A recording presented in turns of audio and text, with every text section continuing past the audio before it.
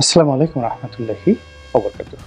সম্মানিত দর্শক, আমাদের দেশে আগে যে একটা ১/১১ ঘটেছিল, সেই সময়টিতে ব্যবসায়ীদের উপর যে জুলুম এবং অত্যাচার শুরু হয়েছিল, উঠেছিল প্রকাশ্য তালিকায় করে, নাম করে।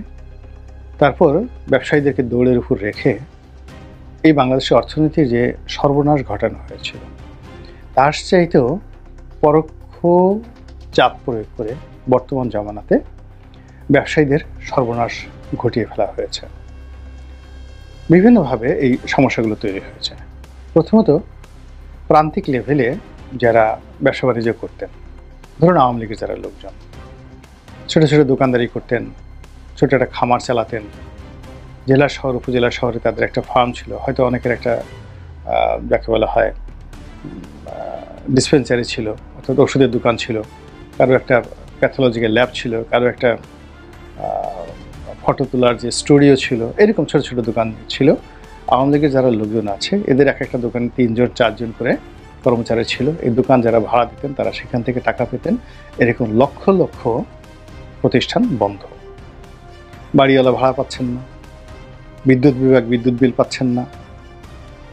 ওখানে যারা ২-৩ জন লোক চাকরি করতো তারা বেতন ভাতা পাচ্ছেন না, কাজকর্ম করতে পারছেন না। আর ওই পরিবার রাস্তায় ফকিরে রূপান্তরিত হয়েছে, আর সে উন্মাদবদ্ধ হয়ে বদ্ধোন্মাদের মতো পালিয়ে বেড়াচ্ছে। অনেকে রিক্সা চালাচ্ছে, অনেকে ছিনতাই করছে, অনেকে ডাকাতি করছে, অনেকে চোরাচালানি করছে। মানে বিভিন্ন রকম তার এলাকা বাস্তুচ্যুত হওয়ার পরে অন্য সবাই যে কাজগুলো করে সেই কাজগুলো করছে প্রান্তিক লেভেলে। যারা মধ্যমানের ব্যবসায়ী, ব্যাংক লোন নিয়ে টুকটাক ব্যবসা বাণিজ্য করেন, আমদানি করেন, রপ্তানি করেন, ছোট একটা ইন্ডাস্ট্রি চালান, তারা গত 7 মাসে ব্যাংকগুলোতে খোঁজ নিয়ে দেখেন যে একটি নতুন প্রকল্প তারা অনুমোদন করেনি, একটা প্রতিষ্ঠান বিএমআরই করেনি, এবং বোর্ড মিটিং, যেখানে সপ্তাহে সপ্তাহে বোর্ড মিটিং হয়, যেখানে প্রয়োজন হলে একটা সপ্তাহে 2বারও বোর্ড মিটিং হয়, সেখানে আমার জানা মতে অনেকগুলো ব্যাংক 2 মাস 3 মাসের মধ্যে একটা করে বোর্ড মিটিং তারা করতে পারছে না। আবার এই বোর্ড মিটিং করে তারা সেই বিষয়গুলো যদি বাংলাদেশ ব্যাংকে অনুমোদনের জন্য পাঠান, সেখানে আমলাতান্ত্রিক জটিলতায় পড়ছে। তারা যদি কোনো একটা বোর্ড মিটিং করে তারপর আবার সেটি যদি অন্য কোনো প্রতিষ্ঠানের সঙ্গে তাদেরকে রিচেক করতে হয়, সেখানে আমলাতান্ত্রিক জটিলতার মধ্যে তারা পড়ে যাচ্ছে। তো এই কারণে কি হচ্ছে, যেটিকে মধ্যম ক্যাটাগরি যারা ব্যবসায়ী রয়েছেন, যারা কোনো রাজনীতির সাথে জড়িত না, কিন্তু এই আমলাতান্ত্রিক জটিলতার কারণে তারা ব্যবসা বাণিজ্য করতে পারছেন না। লার্জ স্কেলে যারা ব্যবসা বাণিজ্য করেন, তাদের যারা অরাজনৈতিক, তারা সবাই অর্থ সংকটে পড়েছেন, বিকজ ব্যাংকগুলো এখন টাকা দিতে পারছে না। দ্বিতীয়ত, কনজিউম কমে গেছে। যে কোনো প্রোডাক্ট আপনি চিন্তা করুন, ফ্রেশ গ্রুপ, বসুন্ধরা গ্রুপ, তারপরে City group, S Alam group, Abul Khair group, মানে তাদের যে সকল প্রোডাক্ট, যেমন তেল, আটা, ময়দা, চিনি, ভোগ্যপণ্য যে করে, বা তাদের টিস্যু রয়েছে, প্রায় সব প্রোডাক্টগুলোর যে চাহিদা এটি কমে গেছে। কিন্তু তাদের যে স্ট্রাকচার, ব্যাংক লোন, তারপরে তাদের যে ম্যান পাওয়ার, এরপর তাদের মেশিনের যে অ্যাবিলিটি, খাজনা, ট্যাক্স, ভ্যাট সব কিন্তু আগের মতো আছে, বিদ্যুৎ বিল, কিন্তু বিক্রি বাট্টা আগের মতো নেই। তো বিক্রি বাট্টা যদি 30-40% কমে থাকে, তাহলে এই প্রতিষ্ঠানগুলো এখন কোন অবস্থায় চলছে? সব জায়গাতে গিয়ে দেখেন কান্নার রোল। বাংলাদেশের প্রাইভেট সেক্টরে সবচেয়ে বেশি লোক এমপ্লয় করে, 1 লাখ লোক এমপ্লয় করে প্রাণের অফিসে গিয়ে দেখেন, দোকানগুলোতে গিয়ে দেখেন বেচা কেনার অবস্থা কী, ওয়ালটনে গিয়ে দেখেন বেচা কেনার অবস্থা কী, স্টেডিয়াম মার্কেটে গিয়ে দেখেন যারা আমদানি করতেন ইলেকট্রনিক্স পণ্য, তারা কী অবস্থায় রয়েছে। ভালো না, কোথাও ভালো না। এই হলো যাকে বলা হয় অর্থনীতির খারাপের কারণে। এরপর যে সকল ব্যবসায়িক প্রতিষ্ঠান, যাদের মালিকরা বিভিন্ন কারণে শেখ হাসিনার কাছে একবার গিয়েছে, তাদের সাথে দেখা সাক্ষাৎ হয়েছে, এবং এটা জানেন যে এটা ব্যবসায়ীদেরকে বাধ্য করা হয়, চাঁদা দিতে বাধ্য করা হয়, অনেক সময় তাদেরকে নিতে বাধ্য করা হয়। খুব অল্প ব্যবসায়ী রয়েছে যারা শেখ হাসিনা, খালেদা জিয়া বা এরশাদকে ব্যবহার করে যাকে বলা হয় যারা বিপুল অর্থবিত্তের মালিক হয়ে যায়, ধড়িবাজ টাইপের, তারা কিন্তু আগেই আখের গুছিয়ে নেয় এবং তারা সবাই দেশের বাইরে নিরাপদ স্থানে চলে গেছে। সামিদ গ্রুপের লোকজন কোথায়? সিঙ্গাপুরের 8ম ধনী, বাংলাদেশ সরকারের একটা সামর্থ্য আছে, সে তো বাংলাদেশের পাসপোর্টই ফেলে দিয়েছে। সিঙ্গাপুরের নাগরিকত্ব, এস আলম কোথায়? সিঙ্গাপুরে। সে বাংলাদেশের পাসপোর্ট ফেলে দিয়েছে এবং সে এখন সিঙ্গাপুরের নাগরিক। আপনি তার একটা পশম স্পর্শ করতে পারবেন না। মধ্য থেকে সে 2.25 লক্ষ কোটি টাকা বিভিন্ন ব্যাংক থেকে বের করে নিয়ে গেছে। বের করে নিয়ে সে মানে রীতিমতো ওখানে দুবাই, সিঙ্গাপুর, ব্যাংকক হয়ে সে রাজার হালে কাটাবে।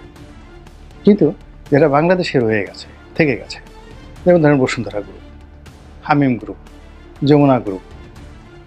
এখন যমুনা গ্রুপ সরকারের সাথে এরকম জাতীয়, ও যমুনা গ্রুপ তো জাতীয় পার্টির সাথে ছিল। তো এইভাবে যমুনা গ্রুপ, বসুন্ধরা গ্রুপ, তারপরে ফ্রেশ, ওই তাদের 71 টিভির মালিক ছিল ফ্রেশ গ্রুপ, তারপর সময় টিভির মালিক ছিল সিটি গ্রুপ। এখন এই প্রতিষ্ঠানগুলো যে কোনো কারণেই হোক না কেন, কেউ হয়তো একটা টেলিভিশন নিয়েছে, কেউ একটা সংবাদপত্র নিয়েছে, কেউ হয়তো একটা অ্যাসোসিয়েশনের সুযোগ পেয়েছে, কেউ একটা লাইসেন্স নিয়েছে, এবং ওই সুযোগে মন্ত্রী এমপিরা তাদেরকে নিয়ে শেখ হাসিনার ত্রাণ তহবিলে প্রথমে টাকা দিতে বাধ্য করেছে, এরপর শেখ হাসিনার সাথে সম্পর্ক হয়ে গেছে। এবং এটা একটা মানে যাকে বলে নেশার মতো। আপনাকে গণভবন থেকে দাওয়াত করা হলো, বঙ্গভবন থেকে দাওয়াত করা হলো, এমনকি এখন ডক্টর ইউনূস আপনাকে দাওয়াত করিয়েছে একটু চায়ের জন্য। বলেন তো কোন ব্যবসায়ীটা যাবে না? এখন একটা ব্যবসায়ী যাবে, আপনি যাবেন, আমি যাব, যাওয়ার পর 2 দিন পর ইউনূসের সাথে ছবি তুললি কেন? আয় তোর একটু গুতা দিই। তো এই যে কালচারটা শুরু হয়েছে, এই কালচারের কারণে বাংলাদেশের কর্পোরেট জগতের বড় বড় ব্যবসা প্রতিষ্ঠানগুলো একেবারে ধ্বংস হয়ে গেছে, সিরিয়াসলি ধ্বংস হয়ে গেছে। এর উপর মরার উপর খাওয়ার ঘা যেটা শুরু হয়েছে সেটা হলো দুর্নীতি দমন কমিশন। আমাদের দেশে যেটা হয় সেটা হলো জাতীয় রাজস্ব বোর্ড এবং দুর্নীতি দমন কমিশন। প্রথম থেকে এই দুটো প্রতিষ্ঠানকে হাতিয়ার হিসেবে ব্যবহার করা হয়। এখন যে দুর্নীতি দমন কমিশন কর্তা ব্যক্তি এবং সেখানকার যারা উকিল, তারা বেগম খালেদা জিয়ার বিরুদ্ধে মামলা দিল, যে বিচারক রায় দিল, এখন সেই দুর্নীতি দমন কমিশনের যে কর্মকর্তা, তাদের বিরুদ্ধে আপনি কোনো ব্যবস্থা নিতে পারছেন না। তারা মানে আবার তাদের বিরুদ্ধে ব্যবস্থা নিয়ে সেই কর্মকর্তারই আবার দেখানো যাচ্ছে আওয়ামী লীগের মন্ত্রী, এমপি, আওয়ামী লীগ মাইন্ডের ব্যবসা বাণিজ্য যারা করছে তাদের বিরুদ্ধে সেই অভিযোগ এনেছে এবং সেই কর্মকাণ্ডই করছে যেই কর্মকাণ্ডগুলো মূলত আওয়ামী লীগ জমানাতে করা হতো বিএনপি জামাতের লোকদের বিরুদ্ধে। তাহলে পরিবর্তনটা হলো কি? একাতে ব্যবসা বাণিজ্য নেই, পুলিশি মামলা, তারপরে শেষে দ্বিতীয়ত দুর্নীতি দমন কমিশন, জাতীয় রাজস্ব বোর্ডের এই ঝুঁকি ঝামেলা। এর ফলে কর্পোরেট হাউসগুলো একেবারে রীতিমতো তছনছ হয়ে গেছে, রীতিমতো তছনছ হয়ে গেছে। এই যে ব্যবসা বাণিজ্যের এই ঘটনার প্রাইভেট সেক্টরের বাইরে এখন পাবলিক সেক্টরে আসেন। আমাদের দেশে বছরে গড়ে সরকারি অনুদান, তারপরে এডিবি যেটা অ্যানুয়াল ডেভেলপমেন্ট যেটা ফান্ড, তারপরে বিভিন্ন প্রকল্প, এই সব মিলিয়ে বছরে সরকারি কর্মকাণ্ডে অলমোস্ট 4.5 লাখ থেকে 5 লাখ কোটি টাকার কাজ হয়। সেই কাজগুলো এলজিডির মাধ্যমে হয়, রোডস অ্যান্ড হাইওয়ের মাধ্যমে হয়, স্বাস্থ্য মন্ত্রণালয়ের মাধ্যমে হয়, শিক্ষা মন্ত্রণালয়ের মাধ্যমে হয়, শিক্ষা মন্ত্রণালয়ের ফ্যাসিলিটিস ডিপার্টমেন্টের মাধ্যমে হয়, ক্যান্টনমেন্টের যে মানে সেনাবাহিনীর যে কর্মকাণ্ডগুলো সেখানে হয়, পুলিশের মাধ্যমে হয়। সব মিলিয়ে ধরুন 4.5 থেকে 5 লক্ষ কোটি টাকার। এবং এখানে অন অ্যাভারেজে 3 বছরের 3টি অর্থ বছরের ফিসক্যাল ইয়ারের ট্রানজ্যাকশন হয়। মানে এখন যে কাজগুলো করছে সে প্রকল্পটা হয়তো 3 বছর আগে নেওয়া। তো এই 5 লক্ষ কোটি টাকার যে কাজ প্রতি বছর হয়, এর এগেনস্টে 15 লক্ষ কোটি টাকার ট্রানজ্যাকশন হয়। তাহলে শেখ হাসিনা চলে গেছে আগস্ট মাসের, কিন্তু তিনি যখন চলে গেছেন তখন তো এই 15 লক্ষ কোটি টাকার যে চলমান কাজগুলো, হয়তো অনেক কাজের 50% হয়েছে, অনেক কাজের 20% হয়েছে, অনেক কাজ টেন্ডার হবে, ফান্ড বরাদ্দ আছে, অনেক কাজ হয়ে গেছে কিন্তু এখনও ফান্ড প্লেস হয়নি, কিন্তু কন্ট্রাক্টররা ওয়ার্ক অর্ডার পেয়ে কাজ করে ফেলেছে। আবার ওই ফান্ডের এগেনস্টে বিদেশ থেকে টাকা আসবে বা লোকাল রাজস্ব আসবে, এটা একটা বিরাট চক্র। তো সব মিলিয়ে শেখ হাসিনা যখন চলে গেছে তখন প্রাইভেট সেক্টরে কত লক্ষ টাকার কাজ হয়েছে does not matter, but government সেক্টরে 15 লক্ষ কোটি টাকার একটা transaction pending, half pending, finished, unfinished এই অবস্থা রয়ে গেছে।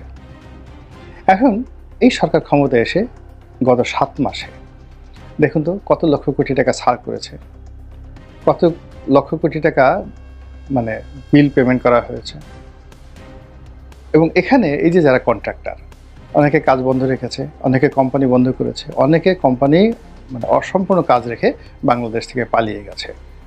আর যারা চাইনিজ কোম্পানি যারা টাকা নিয়ে কাজ করছে, যেমন মেট্রো রেল বলেন, ইথালথাই বলেন, তারপরে এক্সপ্রেসওয়ে বলেন, বড় বড় যে কাজগুলো বিদেশে কাজ করছে, তারা কাজ না পেয়ে বন্ধ করে দিচ্ছে। কেবলমাত্র বিদ্যুৎ সেক্টরে আদানি বা অন্যান্য যে সমস্ত কোম্পানি তারা সরকারকে জিম্মি করে টাকা আদায় করছে, কিন্তু লোকাল এবং ইন্টারন্যাশনাল যে সকল কোম্পানিগুলো রয়েছে যারা কনস্ট্রাকশন সেক্টরে কাজ করতো, সামরিক বেসামরিক সব ব্যাপারে সব বিষয়ে গিয়ে দেখেন সেখানকার অবস্থাটা কী, এবং সেখানের লক্ষ লক্ষ শ্রমিক বেকার। এই যে মেট্রো রেলে যারা কাজ করতেন তারা এখন কী করতেছেন, এক্সপ্রেসওয়েতে যারা কাজ করতেন এরা তো চীনা কোম্পানি, মনে করেন হাজার হাজার তো বাংলাদেশের শ্রমিক যারা শেভরনের মতো কোম্পানিতে চাকরি করতেন। তো এই অবস্থাটা কি হয়েছে? তো সরকারি যে প্রকিউরমেন্ট, তারপরে সরকারি যে প্রজেক্ট, এই প্রজেক্টগুলো এখন পুরোটা মুখ থুবড়ে পড়েছে। এক। 2 নম্বর হলো যে আপনি দেখবেন যে শেখ হাসিনার জামানাতে প্রতি মাসে অন অ্যাভারেজ একটা করে একনেক বৈঠক হতো।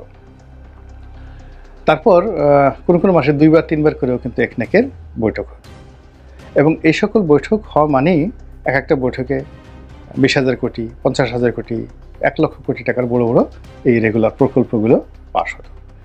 এখন এই গত 7 মাসে দেখেন তো কয়টা একনেকের বৈঠক হয়েছে, কত হাজার কোটি টাকার প্রকল্প পাস হয়েছে, কয়টা টেন্ডার হয়েছে? হয়নি, খুব অল্প।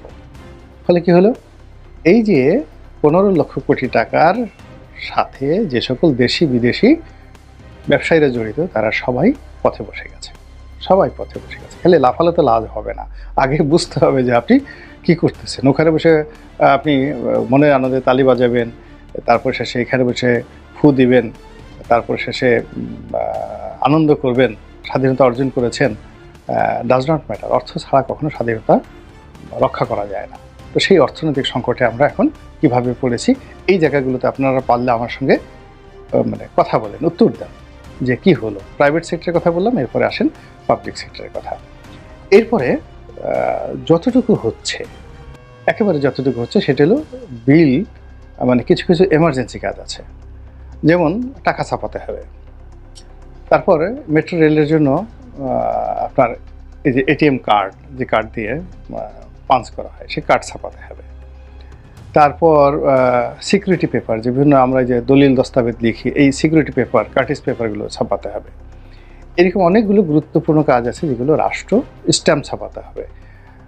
তারপরে সেনাবাহিনীর জন্য বন্দুক আনতে হবে, তারপরে পুলিশের জন্য গুলি আনতে হবে, টিয়ার শেল আনতে হবে। এই মানে রাষ্ট্রের এমন কতগুলো কাজ যেগুলো, পেট্রোলিয়াম আনতে হবে, তেল আনতে হবে। এই কাজগুলো করা ছাড়া আপনার কোনো উপায় নেই। এখন এই কাজগুলোতে আইটি সেক্টর থেকে শুরু করে অন্যান্য সেক্টরগুলোতে সব জায়গাতে ঘুষ দিয়ে নিতে হয়। এলজিটিতে সাধারণত 2% থেকে 7% পর্যন্ত ঘুষ লেনদেন হয়, এলজিটিতে হতো আগে। তারপর অন্যান্য মন্ত্রণালয় ধরেন 5% to 10%, রোডস অ্যান্ড হাইওয়েসে দেখা গেল যে 10% to 25%। তারপরে পানি উন্নয়ন বোর্ডে দুর্নীতি হয় 10% to 50%, এবং কোনো কোনো ক্ষেত্রে 80% পর্যন্ত দুর্নীতি হয়। মানে যেগুলো যে পাথর বোল্ডার ফেলে, সেই বোল্ডার ফেলার ক্ষেত্রে 80% পর্যন্ত পানি উন্নয়ন বোর্ডে দুর্নীতি হয়। এই ঘটনাগুলো হচ্ছে। তারপর আইসিটি মিনিস্ট্রিতে, সেখানে পলকের ওই মিনিস্ট্রিতে 5 থেকে 7% অন অ্যাভারেজে সেখানে দুর্নীতি হয়।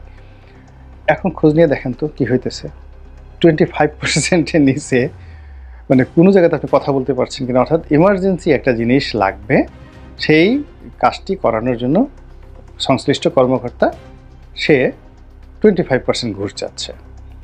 আবার সে কেন চাচ্ছে, এর কারণ হলো সে তো এই সময়ের মধ্যে নর্মালি একটা পদে আসতে যদি মানে 1 কোটি টাকা লাগে, সে তো 5 কোটি টাকা দিয়ে এসছে, ফলে তাকে তো বেশি টাকা লাগবে। এইগুলো 2 সমস্যা। 3 নম্বর সমস্যা হলো যে কন্ট্রাক্টর সে এই 25%, 30%, 40%, 50% অ্যাডভান্স ঘুষ দিয়ে সে এই কাজ করতে পারবে না, পারছে না। সে না পারার কারণে কী হচ্ছে, কোথাও কোনো ওয়ার্ক অর্ডার ইস্যু হচ্ছে না। না হওয়ার কারণে অনেক গুরুত্বপূর্ণ জিনিস আমাদের এই দেশে যেগুলো এই মুহূর্তে শর্ট দেখা দিয়েছে। এখন পাসপোর্ট তো আপনাকে ছাপাতে হবে, তো পাসপোর্ট ছাপাতে গিয়ে যে এই কর্মকর্তার প্রকল্প পরিচালক সে যদি বিরাট একটা ঘুষ চেয়ে বসে, তাহলে কী করবেন আপনি বলেন তো? পাসপোর্ট যদি না থাকে আপনি কীভাবে চলবেন? তো এইভাবে আসলে পুরো ব্যবসা বাণিজ্যে লাল ফিতের দৌরত্ব, আমলাতান্ত্রিক জটিলতা, অর্থনৈতিক সংকট, তার সঙ্গে সঙ্গে বিভিন্ন রাষ্ট্রীয় বাহিনী, রাষ্ট্রীয় সংস্থাদের হয়রানি, রাজনৈতিক পলিটিক্যাল পার্টিগুলোর টাউটারি, বাটপারি, সন্ত্রাস, চাঁদাবাজ সব মিলিয়ে পুরো দেশের যে ইকোনমি তছনছ করে ছেড়ে দিয়েছে। মহান আল্লাহ আমাদের সবাইকে হেদায়েত দান করুন এবং হেফাজত করুন। আসসালামু আলাইকুম ওয়া রাহমাতুল্লাহি ওয়া বারাকাতুহু।